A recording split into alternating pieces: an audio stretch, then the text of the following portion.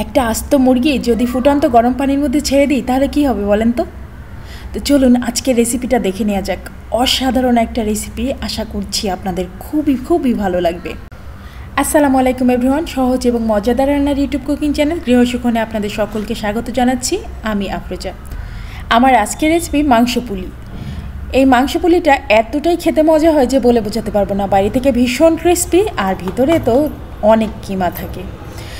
একটা ভেঙে দেখাই, দেখলেন তো কতটা ক্রিস্পি। আশা করছি আপনারা বুঝতে পেরেছেন, অনেক ক্রিস্পি থাকে বাইরে থেকে, আর ভিতরে দেখেন প্রচুর মাংসের কিমা থাকে।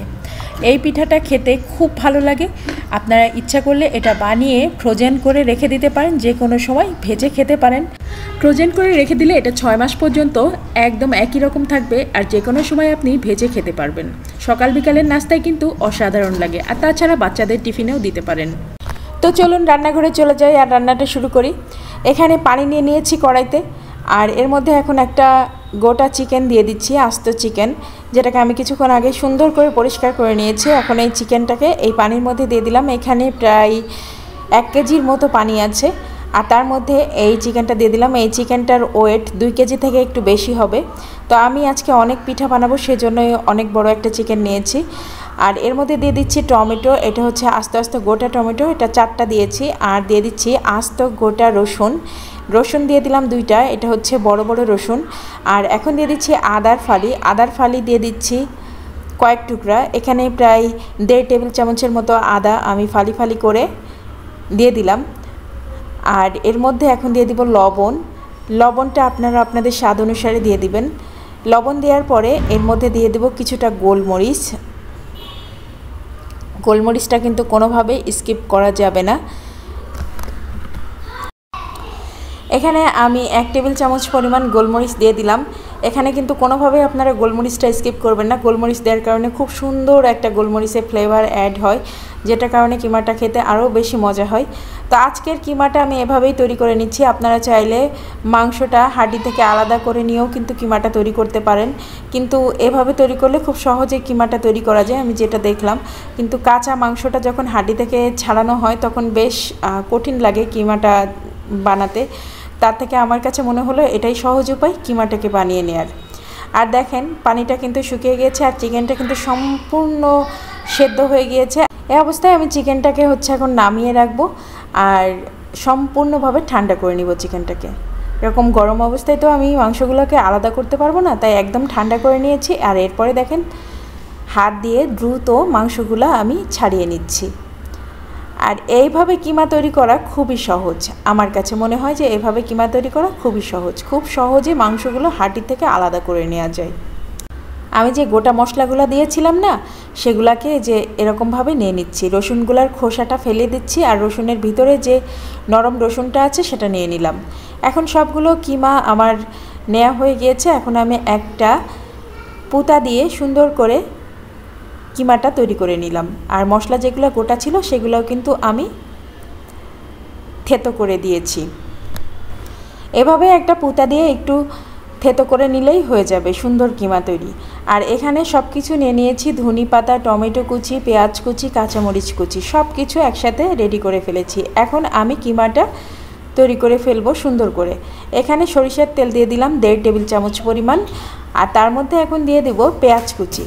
আমি এখানে মেজারমেন্ট কাপের 1.5 কাপ পরিমাণ পেঁয়াজ কুচি এর মধ্যে দিয়ে দিচ্ছি। এখানে আমি দেশি পেঁয়াজ কুচি দিচ্ছি, আপনারা চাইলে যে কোনো ধরনের পেঁয়াজই কুচি করে দিতে পারেন। পেঁয়াজটাকে একটু নেড়ে চেড়ে নিচ্ছি। খুব বেশি ব্রাউন কালার করে কিন্তু এটাকে ভাজা যাবে না, এটা জাস্ট পানি ছাড়বে। আর তারপরে কিন্তু আমি আর পেঁয়াজটাকে ভাজবো না, জাস্ট পেঁয়াজটা থেকে একটু পানি বেরোবে, এই পর্যন্তই আমি পেঁয়াজটাকে ভাজবো। দিয়ে দিলাম অল্প একটু লবণ। যেহেতু আমি মুরগিটা সেদ্ধ করার সময় লবণ দিয়েছি, তাই এখানে কিন্তু এত বেশি লবণ দেওয়া যাবে না। আর আমি আবারও বলছি যে লবণটা আপনারা আপনাদের স্বাদ অনুসারে অ্যাড করে নেবেন। এখন পেঁয়াজটা থেকে দেখেন সুন্দর পানি ছেড়ে দিয়েছে, আর পেঁয়াজটা কিন্তু একটু নরম হয়ে এসেছে। এই অবস্থায় আমি এর মধ্যে দিয়ে দিচ্ছি কাঁচামরিচ। আমি এখানে 10 থেকে 12টা কাঁচামরিচ ফালি করে কেটে এখানে দিয়ে দিলাম। যেহেতু এখানে মাংসের কিমার পরিমাণ বেশি, তাই কাঁচামরিচটা সেই অনুসারে আমি দিয়েছি। আর কিছুটা গোলমরিচ আপনারা দেখেছেন আমি দিয়েছিলাম সেদ্ধ করার সময় চিকেনটাকে। আর এখন 1 চা চামচ গোলমরিচের সাথে 2 চা চামচ জিরা পেস্ট করে এখানে দিয়ে দিলাম। গোলমরিচটা কিন্তু কোনোভাবেই স্কিপ করবেন না। এখন দিয়ে দেব রসুনের পেস্ট। এখানে আমি এখন 3 টেবিল চামচ রসুনের পেস্ট দিয়ে দিব। তো রসুন 3 টেবিল চামচ দিয়ে দিলাম। এখন আবারও ভালো করে নেড়েচেড়ে নিচ্ছি। মশলাগুলোকে খুব ভালো করে কষিয়ে নিতে হবে। তো আমি ভালো করেই নেড়েচেড়ে মশলাগুলোকে একটু কষিয়ে নিচ্ছি। আমি কিন্তু আজকে কিমা তৈরিতে খুব বেশি তেল ইউজ করিনি, আপনারা দেখেছেন। এটাতে খুব বেশি তেল ইউজ করার দরকার নেই। দিয়ে দিলাম 1/2 চা চামচ হলুদের গুঁড়া। আর এখন দিয়ে দিচ্ছি টমেটো কুচি। এখানে আমি 2টা টমেটো কুচি করে রেখেছি। তাছাড়া আমি চিকেনগুলোকে সেদ্ধ করার সময়ও কিন্তু টমেটো দিয়েছিলাম 4টা, তাই এখানে 2টা টমেটো কুচি দিলেই যথেষ্ট। আর এই টমেটো কুচি দেওয়ার পরে মশলাগুলোকে আরও সুন্দর করে কষিয়ে নিতে হবে। তার আগে দিয়ে দিব 1/2 চা চামচ গরম মশলার গুঁড়া। এই গরম মশলাটা আমার নিজের হাতে বানানো, তাই এই গরম মশলাটা দোকানের গরম মশলার সাথে কিন্তু মিলবে না। এটা খুবই টেস্টি হয় যে কোনো খাবারে দিলে। এখন আমি খুব ভালো করে মশলাটাকে কষিয়ে নিচ্ছি, সব কিছু একসাথে ভালো করে কষিয়ে নিয়ে তারপরে এর মধ্যে আমি মাংসের কিমা যেগুলো করে রেখেছি সেগুলো দিয়ে দিব। আর কিমাটা দেওয়ার পরে এগুলাকে নেড়ে চেড়ে অনবরত এই কিমার সাথে খুব সুন্দর করে ভুনা ভুনা করে নিব। এভাবে কিমা তৈরি করলে কিমাটা খুব সহজেই তৈরি করা যায়, আর খেতেও কিন্তু খুব দারুণ লাগে। আর এটাতে কিন্তু আমি তেলের পরিমাণ খুব কম দিয়েছি। এখন দেখেন চুলা তাপমাত্রা লোতে রেখে অনেকক্ষণ আমি এই কিমাটাকে রান্না করে নিয়েছি। আর কিমাটা প্রায় হয়েই এসেছে, এখন একদম শেষের দিকে। তাই এখন আমি দিয়ে দিব ধনিপাতা কুচি। আমি এখানে মেজারমেন্ট কাপের 2 কাপ পরিমাণ ধনিপাতা কুচি রেখে দিয়েছি। আর ধনিপাতা আমাদের স্বাস্থ্যের জন্য খুবই ভালো, তাই ধনিপাতা একটু বেশি দিলে কোনো সমস্যা নেই। দিয়ে দিচ্ছি মেজারমেন্ট কাপের 2 কাপ পরিমাণ ধনিপাতা কুচি। ধনিপাতা কুচি বেশি দেওয়ার কারণে অনেক বেশি টেস্টি হয় এই কিমাটা। অনেকে আমাকে জিজ্ঞাসা করেন যে আপু ধনিপাতা কুচি এত দিলেন কেন? আসলে আমার ধনিপাতা খেতে খুবই ভালো লাগে, আর ধনিপাতা কুচি দেওয়ার কারণে কিমাটার টেস্ট আরও বেশি বেড়ে যায়। আর ধনিপাতা বেশি দেওয়ার কারণে এই কিমাটা আরও বেশি স্বাস্থ্যকর হয়ে যায়। তো আমার কিমাটা কিন্তু তৈরি করা হয়ে গিয়েছে। এখন আমি এটাকে একটা সাইডে রেখে দিব। আর এখন আমি আটার ডোটা বানিয়ে নিচ্ছি। এখানে আমি রেগুলার রুটি খাওয়ার যে আটা থাকে সেই আটাটা ইউজ করছি। এখানে আমি 1 কেজি পরিমাণ প্রায় আটা দিয়ে দিলাম। আর এর মধ্যে এখন আমি দিয়ে দিব রান্না করার সাদা তেল। তো তার আগে একটু লবণ দিয়ে দিলাম। লবণটা আপনারা আপনাদের স্বাদ অনুসারে দিয়ে দিবেন। লবণটা একটু মিশিয়ে নিয়ে এরপরে এর মধ্যে একটু তেল দিয়ে দিতে হবে। তেলটা দেওয়ার কারণে বেশ ক্রিস্পি হয়। আমি এখানে 1 টেবিল চামচের পরিমাণ তেল দিলাম। এখন খুব ভালো করে তেলটা আটার সাথে মিশিয়ে নিচ্ছি, এতে করে পিঠাটা খুব ক্রিস্পি হবে। তো 2 হাত দিয়ে ডলে ডলে সুন্দর করে মিশিয়ে নেবেন। আজকে আমি আটা দিয়েই এই পিঠাটা বানাচ্ছি। আপনারা চাইলে ময়দা দিয়ে বানাতে পারেন। ময়দা দিয়ে বানালেও কিন্তু ভালো হবে, তবে আটা দিয়েও কিন্তু খারাপ হয় না। আর দেখেন মুঠ পাকালে এরকম মুঠ হয়ে যাবে, মুষ্টি মুষ্টি দলা বেঁধে যাবে আটাগুলা। এখন অল্প অল্প করে পানি দিয়ে দিয়ে একটা সফট ডো তৈরি করতে হবে। ঠিক রুটির যেরকম সফট ডো আমরা তৈরি করি ওরকমই একটা সফট ডো আমরা তৈরি করে নেব। আর এদিকে যে মাংসের কিমাটা আমি বানিয়েছি সেটা কিন্তু প্রায় ঠান্ডা হয়ে আসছে। আমার ডোটা তৈরি হলে আমি জাস্ট 15 মিনিট রেস্টে রেখে দিব। আর এরপরে আমি পিঠাগুলো বানানো শুরু করে দিব। তো আমি সব কিছু নিয়ে চলে এসেছি। ডোটাকে আবারও একটু মথে নিচ্ছি। আর এরপরে এই ডো থেকে ছোট ছোট লেচি কেটে আমি রুটি বানাবো এবং রুটিগুলো দিয়ে পিঠা কেটে কেটে নেব। আর রুটিগুলো যতটা পারবেন পাতলা করার চেষ্টা করবেন। এখানে আমি 2 রকমের ছাঁচ নিয়েছি। আপনারা চাইলে ছুরি দিয়ে কেটেও বানাতে পারবেন বা ছাঁচ দিয়েও বানাতে পারবেন, তবে ছাঁচ দিয়ে বানালে খুব দ্রুত পিঠাগুলো বানানো যাবে। তো এইভাবে পাতলা পাতলা করে রুটিগুলো বেলে নেবেন, যতটা পাতলা করা যায় আর কি। যত পাতলা করবেন পিঠাগুলো ততটাই ক্রিস্পি হবে। এখন দেখেন আমি এই ছাঁচটার উপরে বসিয়ে এর মধ্যে কিমা দিয়ে আমি পিঠাগুলো বানিয়ে নিচ্ছি। এতে করে খুব সহজে পিঠা বানানো যায় যদি এরকম একটা সাজ থাকে। ইচ্ছা করলে আপনারা যে কোনো ডিজাইনেরই বানাতে পারেন, তবে আমি এই ডিজাইনগুলো দিয়েই আজকে পিঠাগুলো বানিয়ে নিব। আমি 2 রকমের ছাঁচ ইউজ করেছি, একটা হচ্ছে গোল পিঠার ছাঁচ আর একটা হচ্ছে এরকম লম্বা পিঠার ছাঁচ। এবার একটা গোল পিঠার ছাঁচ ইউজ করছি। তো আমি ওই দিন অনেক পিঠা বানিয়েছিলাম, কারণ আমি এটা রমজানে ইফতারের জন্য বানাচ্ছিলাম, তাই অনেকগুলো বানিয়ে ডিপে সংরক্ষণ করেছিলাম। সুবহানাল্লাহ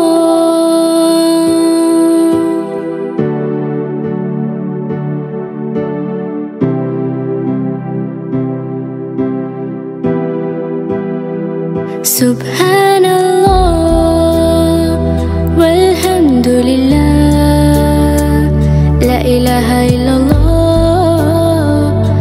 আল্লাহু আকবার সুবহানাল্লাহ ওয়ালহামদুলিল্লাহ লা ইলাহা ইল্লাল্লাহ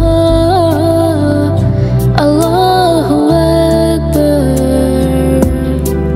তু হি মেরি মৌলা তু হি মেরি মৌলা আল্লাহ।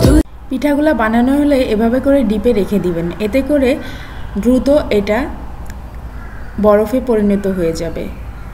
আর যখনই শক্ত হয়ে যাবে তখনই একটা জিপলক ব্যাগে ভরে এটাকে রেখে দিতে পারবেন। কিন্তু যতক্ষণ পর্যন্ত পিঠাগুলা ফ্রোজেন না হবে ততক্ষণ পর্যন্ত আপনাদেরকে এরকম একটা বড় বড় প্লেটে ফাঁকা ফাঁকা করেই পিঠাগুলো ডিপে রেখে দিতে হবে। এখন আমি আর বাদবাকি যে পিঠাগুলো আছে সেগুলোও বানিয়ে নিচ্ছি। পিঠাগুলো কিন্তু একদম সুন্দর মতো ফ্রোজেন হয়ে গিয়েছে, আর এখন আমি এগুলাকে একটা ব্যাগে ভরে এর ভিতর থেকে সুন্দর করে বাতাসটা বের করে দিয়ে তারপরে এটাকে পিন আপ করে রেখে দিচ্ছি। তো জিপলক ব্যাগ যদি না থাকে এরকম ব্যাগেও আপনারা এভাবে করে পিন আপ করে রেখে দিতে পারবেন। আর অবশ্যই ব্যাগের ভিতর থেকে বাতাসটা বের করে দিবেন। এই পিঠাগুলা কিভাবে সংরক্ষণ করবেন আমি পুরোটাই কিন্তু দেখিয়ে দিলাম। আর আমি এখানে কিছু অন্থনও বানিয়েছি, বিভিন্ন শেপের বানিয়েছি। আপনারা চাইলে পিঠাগুলা তেলে ভাজে খেতে পারবেন, আবার চাইলে আপনারা এগুলোকে স্টিম করেও খেতে পারবেন, মোমোর মতো করে স্টিম করেও খেতে পারবেন। শুধু যে তেলে ভেজে খেতে হবে তা কিন্তু না। তো আমি বিভিন্ন শেপের বানিয়েছি, যেহেতু আমি অনেকগুলা কিমা বানিয়েছিলাম তাই আমি কিছু অন্থনও বানিয়ে নিয়েছি, আবার বিভিন্ন রকম পিঠাও বানিয়ে নিয়েছি। এখন এগুলো আমি ফ্রোজেন করে রেখে দিচ্ছি। তো এইভাবে করে আপনারা ফ্রোজেন করে এগুলাকে অনেক দিন পর্যন্ত সংরক্ষণ করতে পারবেন। আর খুব সহজে বাসায় যে কোনো মেহমান আসলেও ঝটপট আপনি আপ্যায়ন করতে পারবেন। বিভিন্ন রকম শেপের মোমোও বানিয়ে নিয়েছি, দেখতে পাচ্ছেন। এগুলাকে কিন্তু স্টিম করে নিলে কিন্তু সুন্দর সুন্দর চিকেন মোমো হয়ে যাবে। এখন কিছু ফ্রোজেন পিঠা আমি আপনাদেরকে ফ্রাই করে দেখাচ্ছি। দেখেন কতটা সুন্দর মতো এই ফ্রোজেন পিঠাগুলো আপনারা ফ্রাই করতে পারবেন। এই যে তেলটা দিলাম, তেলটা হালকা একটু গরম হয়েছে, তার মধ্যে কিন্তু আমি পিঠাগুলো দিয়ে দিচ্ছি। আর চুলার তাপমাত্রা অবশ্যই মিডিয়াম টু লোতে রাখবেন এবং মিডিয়াম টু লোতে রেখে কিন্তু এই পিঠাগুলো আপনারা ভেজে নেবেন। সুবহানাল্লাহ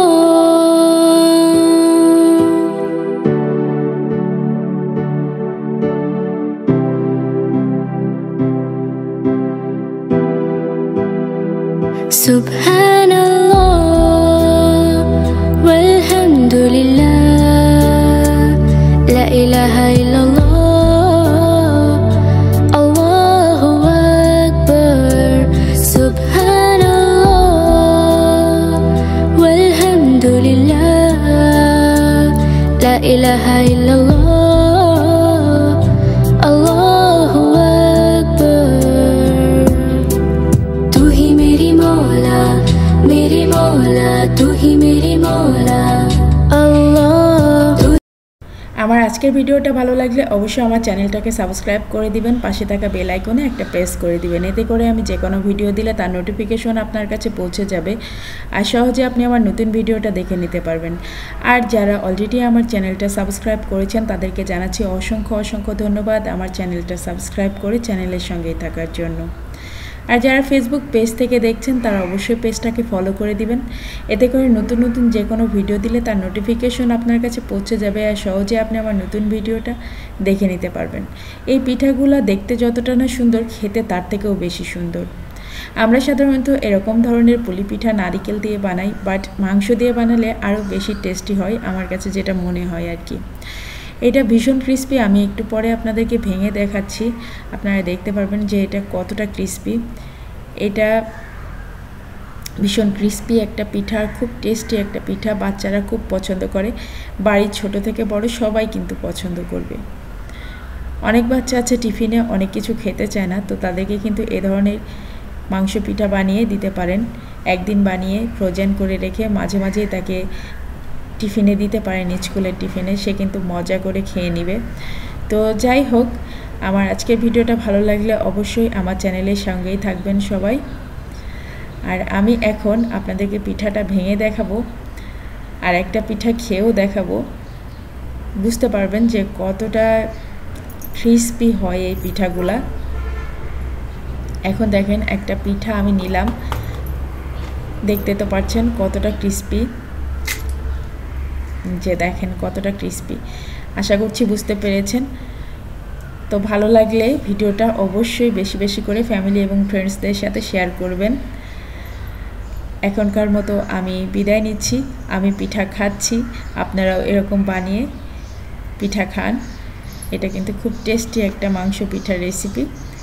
তো যাই হোক, আজকের মতো আল্লাহ হাফিজ, দেখা হবে, কথা হবে ইনশাল্লাহ পরের ভিডিওতে।